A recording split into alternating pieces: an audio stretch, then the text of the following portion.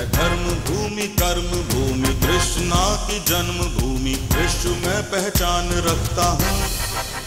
मैं मथुरा हूँ, मैं मथुरा हूँ, मैं मथुरा हूँ।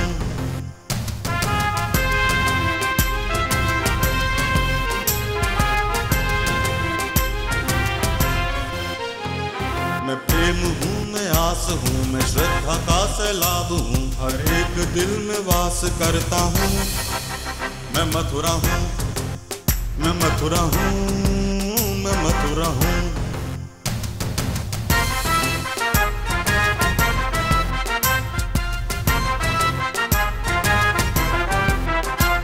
हरिदास हूँ, रस खान हूँ, मैं गीता हूँ, पुराण हूँ, मैं एकता का प्रमाण रखता हूँ। मैं मथुरा हूँ, मैं मथुरा हूँ, मैं मथुरा हूँ।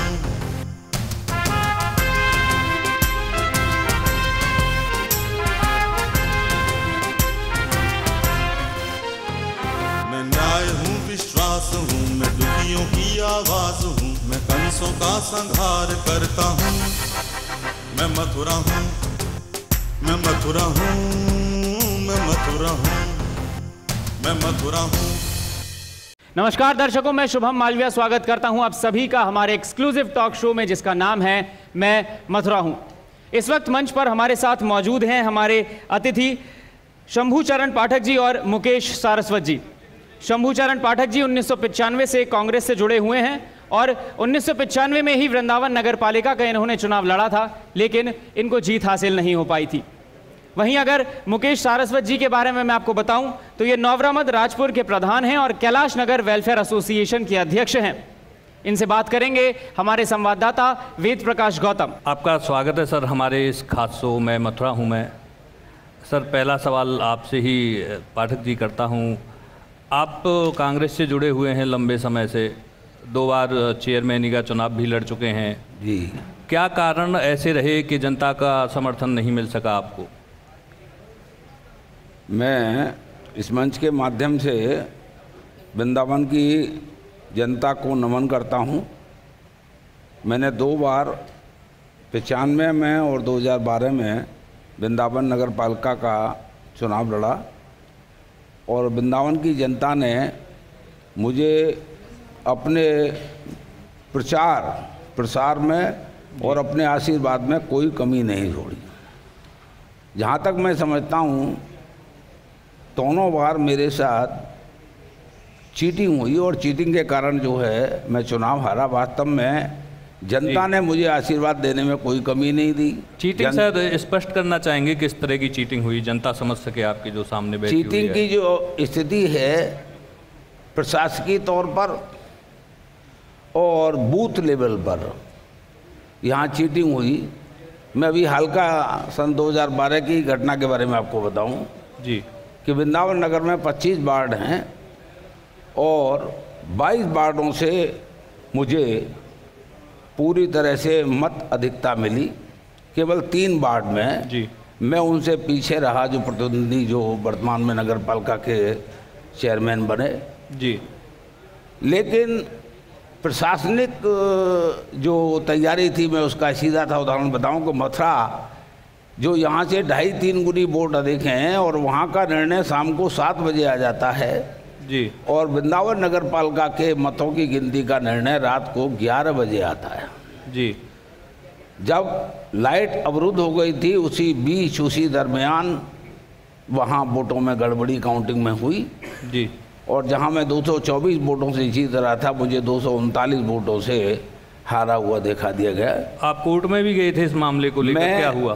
कोर्ट में भी इस मामले को लेकर के गया। कोर्ट में मेरी पूरी तरह से सुनवाई हुई, लेकिन मैं एक पूर्व चेयरमैन का समर्थन भी हासिल हुआ आपको इस लड़ाई में? बिल्कुल हुआ, इसमें कोई दो राय नहीं है। श्रीमती पुष्पा शर्मा ने मुझे पूरा सहयोग दिया और मैं पूरी तरह से इस बाद में अपना पूरी तरह से मैंने। फिर ऐसा क्या हुआ आपने लड़ाई बीच में ही छोड़ दी? लड़ाई मैंने बीच में काहे को छोड़ी है, लड़ाई मैंने अंत तक लड़ी है। लेकिन वहाँ भी जहाँ तक मेरा ख्याल है कुछ एडवोकेट साथी मेरे ऐसे हैं जो सेटिंग गेटिंग का कार्य करते हैं जी, उस वजह से या किस कारण से कोई सर नाम मेरा पिटीशन रद्द कर दिया गया।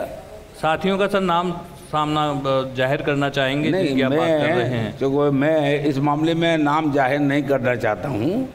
अब ये आज की जो जुडिशरी है उसमें भी थोड़ी सी कमियां आ गई हैं जी, उस वजह से मैं अपने 2 साल के केस में दूसरी साल जा कर के मेरा जजमेंट आया और मेरा पिटीशन रद्द कर दिया गया। इसके बाद मैंने सोचा कि मैं हाई कोर्ट जाऊं, लेकिन मैं एक मध्यम वर्गीय हूं।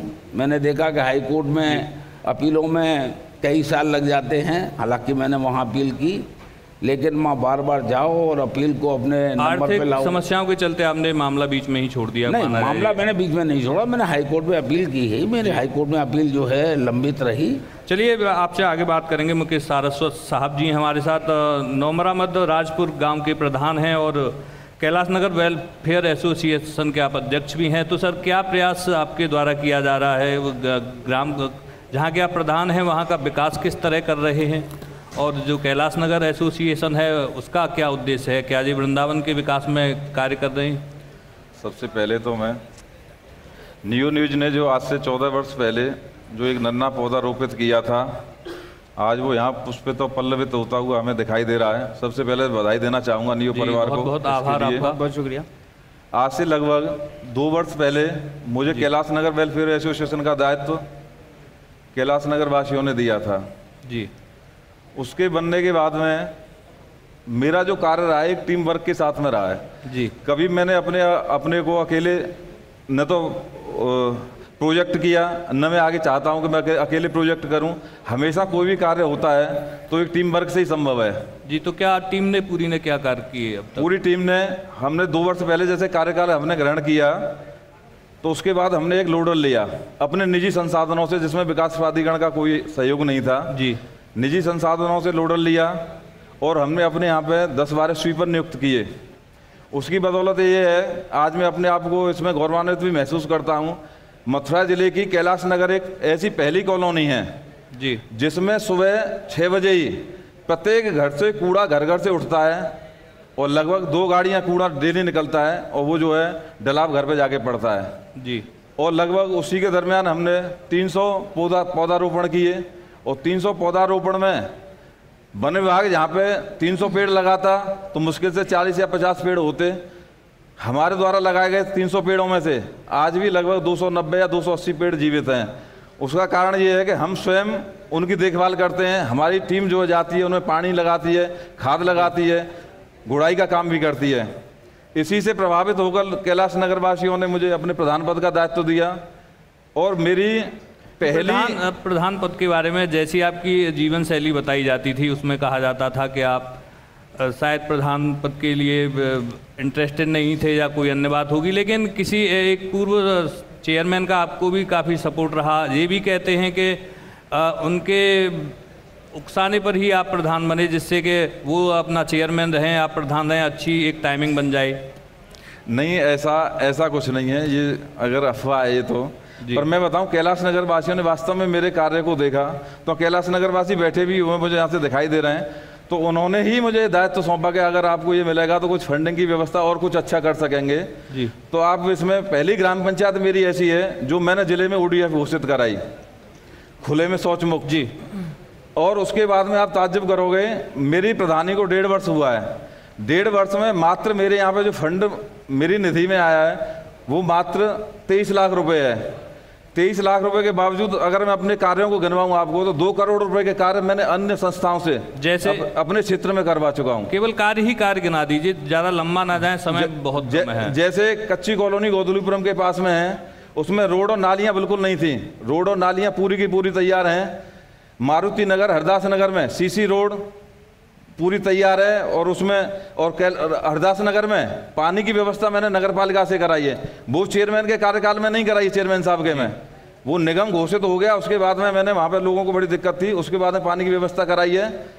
और हमारी कच्ची कॉलोनी पड़ती है, एक चैतन्य विहार से लगी हुई है, वहाँ पे पूरा रोड नालियाँ मैंने बनवाई हैं। बुर्जा गांव में रोडों का काम मैंने कराया है। अपने कैलाश नगर में सेक्टर 3 का विकास प्राधिकरण से पूरी नालियां और रोड का काम मैंने कराया है। चलिए, जो हमारे यहाँ दर्शक बैठे हैं वो आगे आपसे पूछ लेंगे कौन से कार्य आपने कराए हैं, कौन से नहीं कराए हैं। अब इस समय हम आते हैं वापस पाठक जी के पास। पाठक जी, अब तो निगम बन गया है, क्या उम्मीद है निगम से, किस स्पीड से विकास हो पाएगा? आपको तो हालांकि धक्का लगा होगा इस सूचना से ना।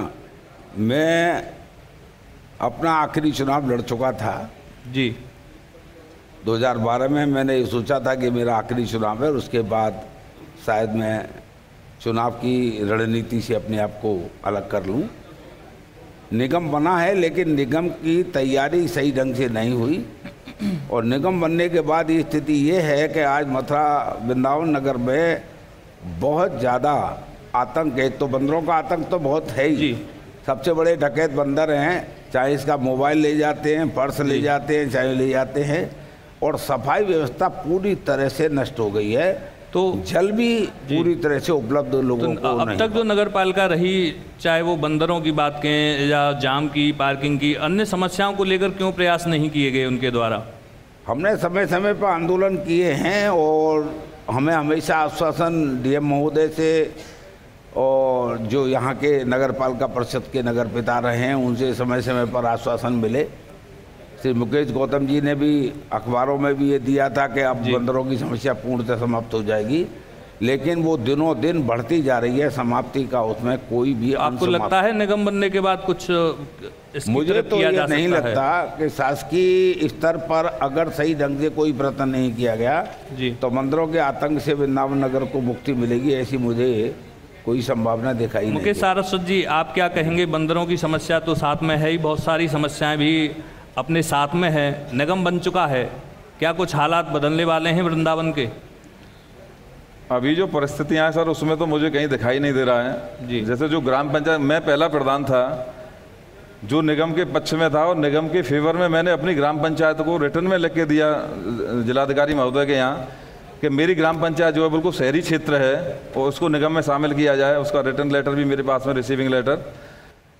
परंतु जैसे हालात निगम के दिखाई दे रहे हैं, अभी जो 51 ग्राम सभाएं शामिल की गई थी, आज भी मैंने पेपर पढ़ रहा था, वहाँ पे ग्राम पंचायत के जो अधिकार थे उनसे भी वो वंचित हो गई, और उनकी हालत ये है कि वहाँ पे न तो कोई एक ईंट भी अब विकास के नाम पे वहाँ पे नहीं लगी है, न कोई स्वीपर जा रहा है, बस से बदतर स्थिति हो गई। अगर ऐसी स्थिति ही निगम की रही तो कैसे कार्य संभव होगा? मेरी तो समझ लगता है इससे तो नगर पालिका ही बढ़िया थी, इससे तो बेटर नगर पालिका थी जो आज निगम का जो रूप है। अब आगे क्या होता है इसका मैं कह नहीं सकता जी। एक सवाल आपसे थोड़ा, आप जमीन के कारोबार से भी जुड़े हुए हैं जी, अक्सर विवाद भी जुड़ते रहते हैं आपसे उस जमीन के कारोबार को लेकर ही। शायद मुझसे कोई विवाद ऐसा रहा हो तो आप मुझे बताइए, मेरे संज्ञान में तो नहीं है कम से कम। अगर कोई यहाँ बैठी हुई ऑडियंस, विवादों से इनका कोई मतलब नहीं है, ये तो निर्विवाद व्यक्ति हैं। जहाँ तक वेद जी, हमारे वरिष्ठ साथी दीपक जी कुछ पूछना चाह रहे हैं। जी बिल्कुल दीपक जी। मैं पाठक जी से प्रश्न करना चाहूँगा। अभी आपने अपनी बाईं तरफ बड़े आसानी से कह दिया कि इनका विवादों से कभी मतलब नहीं रहा जी, ये तो निर्विवाद है। लेकिन कहीं ना कहीं देखा गया है कि आप तो हमेशा विवादों से जुड़े रहे।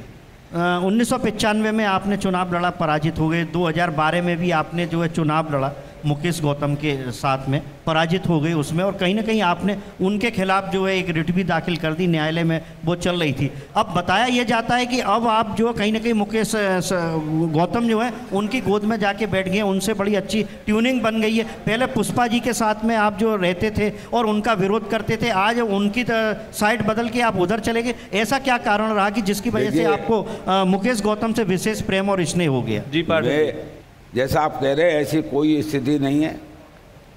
मैं एक ऐसा व्यक्ति हूं कि मेरा सभी लोगों से बहुत अच्छा व्यवहार है। पुष्पा शर्मा जी के पास भी उन्होंने मुझे पिटीशन में सहयोग दिया, इसलिए मैं उनके साथ था।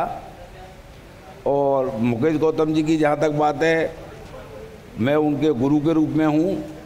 सन 2012 में जो मेरे प्रतिद्वंदी थे उनमें से 4 प्रतिद्वंदी ऐसे थे जो सन 95 के इलेक्शन में पूरी तरह से मेरे साथ थे, मेरे शिष्य हैं, मेरे पढ़ाए हुए स्टूडेंट हैं। चाहे वो योगेश द्विवेदी जी हों, चाहे वो तुलसी स्वामी हों, चाहे सोहन सिंह सिसोदिया हों, चाहे उदयन शर्मा हों।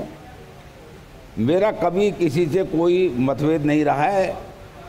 अगर कोई मुझे स्नेह देता है तो मैं उसकी तरफ हो जाता हूँ। इसमें मेरा किसी की तरफ मैं किसी को विशेष रूप से इंगित कर रहा हूँ, मतलब जिससे आपकी सेटिंग बन जाती है, बात हो जाती है, उसी के साथ आप लग जाते हैं? नहीं, बात वाली बात नहीं है। नहीं तो फिर ऐसा कारण क्या रहा? नहीं, मैं तो मुकेश गौतम जी के साथ नहीं हूँ, ना कभी आपने मुझे देखा होगा जन चर्चाओं में, और देखा जाता है, सुना जाता है कि आप नहीं। जन चर्चा में बाल विकास परिषद से जुड़ा हुआ हूँ, मैं उसका संरक्षक हूँ, और मुकेश गौतम भी बाल विकास परिषद के एक संरक्षक के तौर पे हैं। तो समय समय पर जो हम प्रोग्राम आयोजित करते हैं उसमें मुकेश गौतम जी भी रहते हैं, तो उनके साथ आपने मतलब बाल विकास संस्था के माध्यम से आपकी नजदीकियां उनसे काफी बढ़ गई? नहीं, बाल विकास परिषद एक ऐसी संस्था है जो बच्चों के विकास के लिए कार्यरत है, और उसके हम दोनों ही पदाधिकारी होने के कारण समय समय पर जब भी प्रोग्राम होते हैं वहाँ पर उपस्थित होते हैं, उनसे हमारी वार्तालाप होती है। जी पाठक जी, माना जाए आपने क्षमा कर दिया उनको? मैं समझा नहीं, आप क्या पूछे? आपने क्षमा कर दिया मुकेश गौतम जी? क्षमा वाली बात तो ये है कि जब गुरु दंडौत, गुरु की चरण में उसने पकड़ लिए, तो क्षमा तो सबको है ही। अच्छा, क्षमा तो सबको है हमारे यहाँ। तो जो हमारे कैसे गए थे आप? क्या गड़बड़ी हुई थी? गड़बड़ी क्या हुई थी? जो भी हमारे गड़बड़ी क्या हुई थी? गड़बड़ी क्या हुई थी?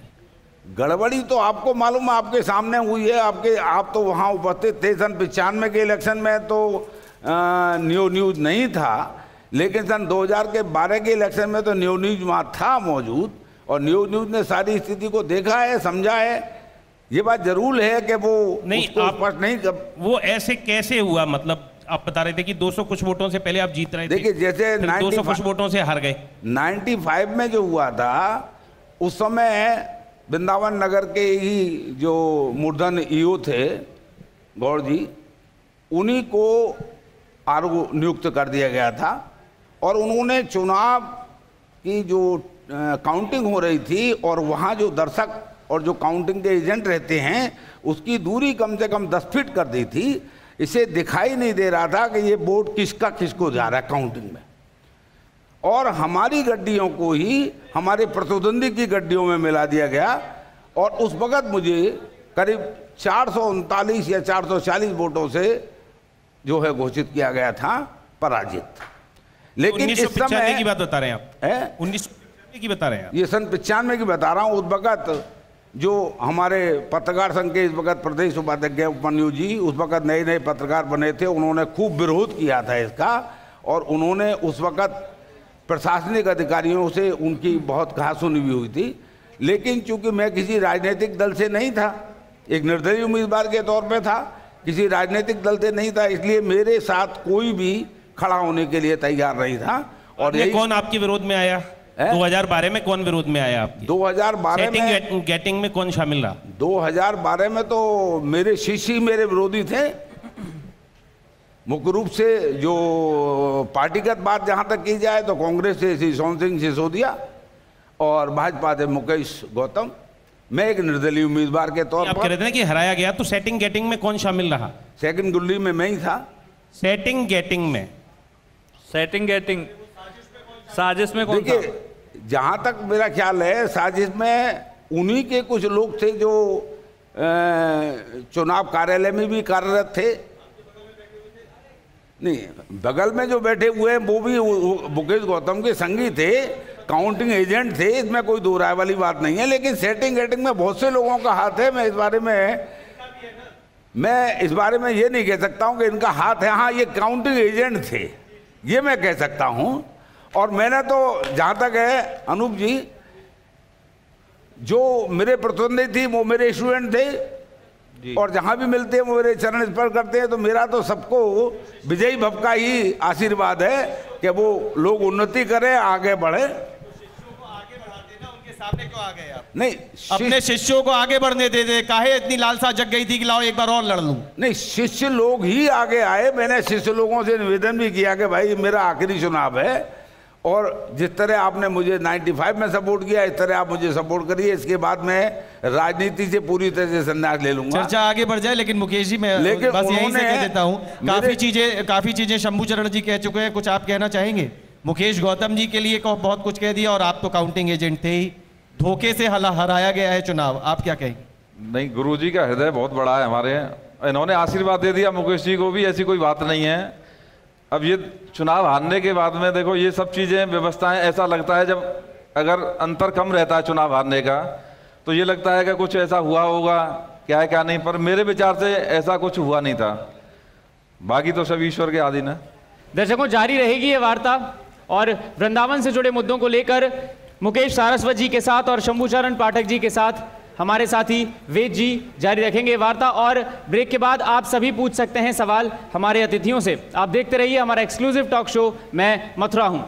मैं मथुरा हूं, मैं मथुरा हूं, मैं मथुरा हूं, मैं मथुरा हूं, मैं मथुरा हूं, मैं मथुरा हूं। दर्शकों, ब्रेक के बाद आप सभी का एक बार फिर से स्वागत है हमारे एक्सक्लूसिव टॉक शो में, जिसका नाम है मैं मथुरा हूं। इस वक्त मंच पर हमारे साथ मौजूद हैं शंभूचरण पाठक जी और मुकेश सारस्वत जी। इनसे सवाल पूछेंगे हमारे वरिष्ठ पत्रकार, हमारे वरिष्ठ साथी गोविंद भारद्वाज जी।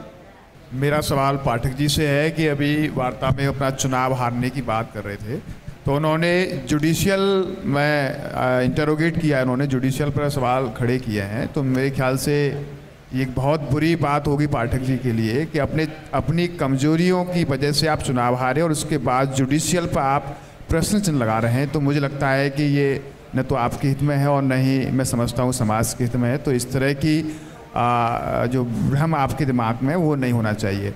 दूसरा मेरा सवाल कि आप बाल विकास परिषद से जुड़े हुए हैं, तो आपकी क्या उपलब्धियां हैं इस परिषद के लिए? देखिए, मैं जुडिशरी को दोष नहीं दे रहा हूं, मैं प्रशासनिक व्यवस्था को दोष दे रहा हूं। आपने जुडिशियल में कमियां बताई थी, जुडिशियल की कुछ हमारी जुडिशियल की कुछ ऐसी काउंटिंग में जो मिस्टेक हुई है वो जुडिशरी नहीं करती, वो प्रशासनिक व्यवस्था ही करती। जुडिशियल रिकॉर्डेड है, जुडिशियल शब्द आपने यूज किया है, तो मुझे समझता है कि आप खुद भ्रमित हैं इस पूरे मामले में। नहीं, जुडिशरी में 2 साल मेरा मुकदमा चला, बाकायदा गवाहें पेश हुए, लेकिन हो सकता है कि वहाँ कोई सेटिंग हुई या क्या हुआ। फिर आप जुडिशियल में इस तरह की बात कर रहे हैं कि आप जो सर्वोच्च हमारी व्यवस्था है जुडिशियल, उस पर आप सवाल खड़े कर रहे हैं।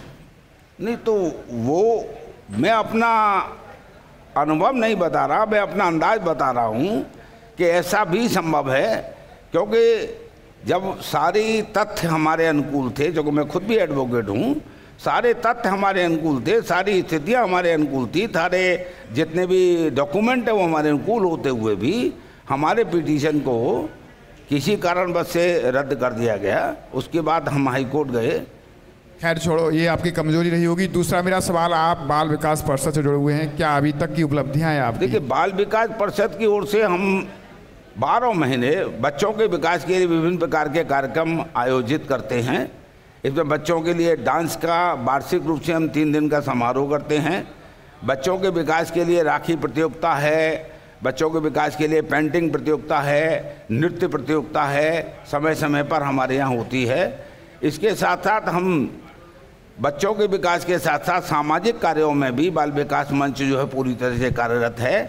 पशुओं के लिए जल की व्यवस्था करना, पक्षियों के लिए जलपात्र मकानों के ऊपर रखवाना और वृद्धाओं का सेवा करना। अभी हमने जो विभिन्न विद्यालयों में जो आया का काम करने वाली माताएं हैं, हमने उन लोगों को सभी विद्यालय की आया का काम करने वाली जो छोटे छोटे मॉन्टेसरी स्कूल हैं, उनके बच्चों की आया का काम करने वाली सभी महिलाओं को हमने अभी आमंत्रित किया, उनका स्वागत किया, उनको सत्कार किया, उनका सम्मान किया। और साथ ही पाठक जी, एक गोविंद जी के सवाल में ही मैं एक सवाल आगे जोड़ता हूं, जो आपने अभी ये अपने बाल विकास के कार्य गिनाए। मैं सर ये पूछना चाहूँगा कि जो वृंदावन में बेसहारा बच्चे हैं, जो सड़कों पे घूमते हैं, भिक्षावृत्ति में लगे हुए हैं, इनके लिए भी कुछ किया?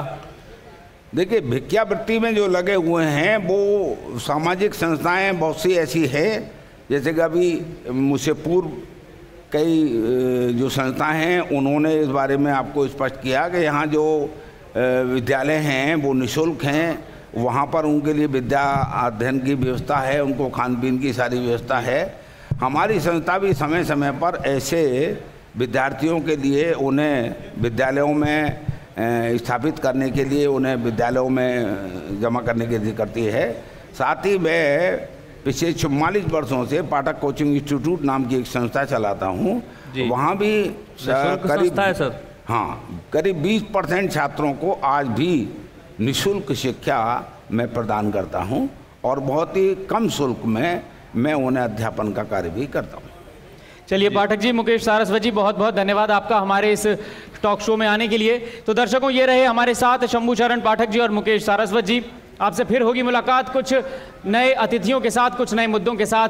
आप देखते रहिए हमारा एक्सक्लूसिव टॉक शो मैं मथुरा हूं। मैं धर्म भूमि कर्म भूमि कृष्णा की जन्म भूमि विश्व में पहचान रखता हूँ।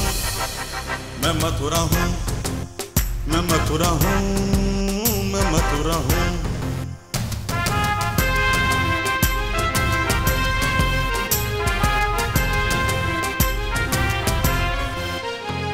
मैं प्रेम हूँ, मैं आस हूँ, मैं श्रद्धा का सैलाब हूँ, हर एक दिल में वास करता हूँ। मैं मथुरा हूँ, मैं मथुरा हूँ, मैं मथुरा हूँ।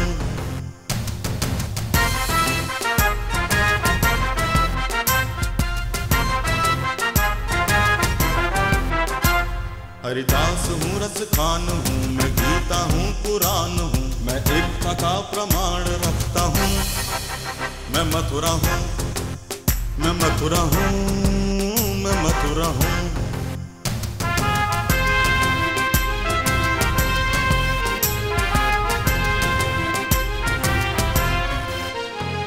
मैं न्याय हूँ, विश्वास हूँ, मैं दुखियों की आवाज हूँ, मैं कंसों का संहार करता हूँ।